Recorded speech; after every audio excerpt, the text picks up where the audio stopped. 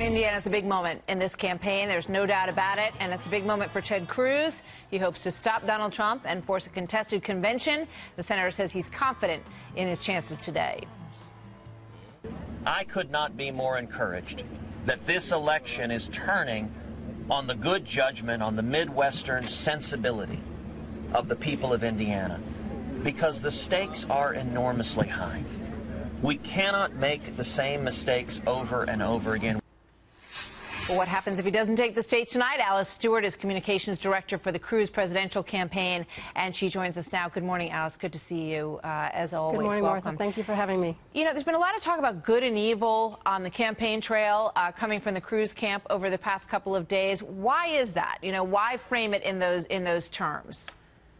Well, first and foremost, because Ted has been out there on the campaign trail talking about his positive vision, an uplifting vision for the future of this country, about his actual solutions and plans to create jobs and improve the economy, strengthen our national security, as well as work to fight immigration, whereas Donald Trump, on the other hand, has done nothing but insult his competitors, insult people all throughout the process, denigrate the process itself, calling the convention process crooked and those taking part in it as being underhanded and engaging in some kind of nefarious activity. The Trump camp is the evil side of the campaign to the White House, so it's about providing solutions. All right, so a couple stories out there this morning asking about the PACs that support the Cruz campaign. There's 4 major PACs that support the Cruz campaign, and that perhaps there's some nervousness, some starting to look for other places to put the money.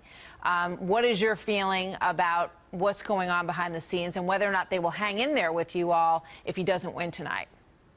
Well, all I can comment on, all I'm familiar with is our fundraising. We've had tremendous fundraising this past month, $10 million just recently, and we've raised $90 million to date. So we're confident in what our campaign can do and will do in the future. The PACs are on their own. We don't coordinate with them any way, shape, or form. But look, the path ahead for Donald Trump, it's not a foregone conclusion. Look, he's got a tough road to hoe. He talks about the fact that he's got this sealed up. Look, in order for him to win 1237 before the convention, okay, we'll just start off. We'll give him Indiana. Let's just say he wins Indiana tonight. After that, he has to win. He has to win in New Jersey, Nebraska, New Mexico. He also has to win in Washington State, Oregon, in California. He also must win in biblical proportions in New Jersey by 90%. The kind of landslide election victories seen by Soviet dictators that Paul Manafort is used to working with. So he does not have an easy path to victory here. And with that, if any of those scenarios do not take place, we will go to the convention. It will go to the second ballot.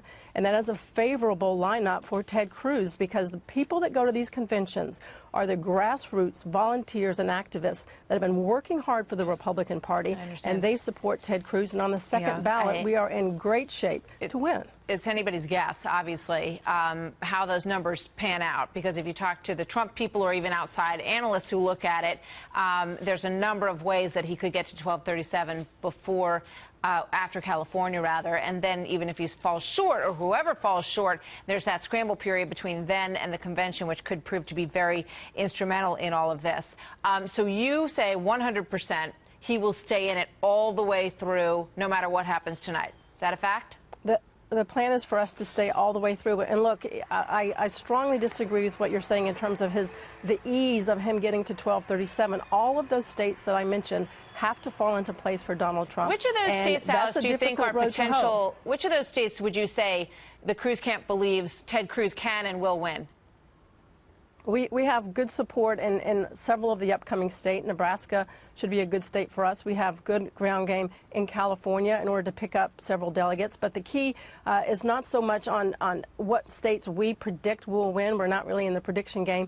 But the facts remain, looking at the math and the maps ahead, Donald Trump has to win those states in order for him to secure 1237. It's not a mathematical inevitability for him to get 1237 before, and we are strongly confident that when that happens, we will go to convention, and the convention voters, those who are on the convention floor, are the people that have been fighting for the conservative principles that Ted Cruz has been fighting for his entire life, as opposed to Donald Trump, who has been contributing to and supporting Democrat issues and candidates for his entire life. So we are confident about the road ahead, and we have crunched the numbers and looked at the math. It is very difficult for Donald Trump, and we are confident that we'll be taking this to Cleveland. Battling it out on the Cleveland floor in a second or third ballot is a good one for Ted Cruz. Alice, thank you. We'll see what happens. We'll see what happens tonight, Thanks, and Martha. we'll see what happens going forward. Good to speak with you this morning. Thank you. You too.